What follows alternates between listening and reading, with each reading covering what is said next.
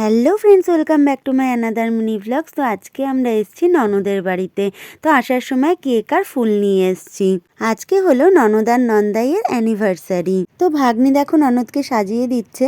আর ননদের সেরকমভাবে কোনোদিনই বিবাহবার্ষিকী পালন করা হয়নি। এবছর যেহেতু 20 বছর পূর্ণ হলো, তাই জন্য বোনের খুব ইচ্ছে একটু সাজুগুজু করবে। তো আমি আসার সময় এই কেকটা নিয়ে এসেছিলাম। আর এখন দেখো মালা বদল হচ্ছে। দাদাভাই এগুলো খুব একটা পছন্দ করে না, কিন্তু আমাদের জোর জবরদস্তির জন্য আর কি করছে।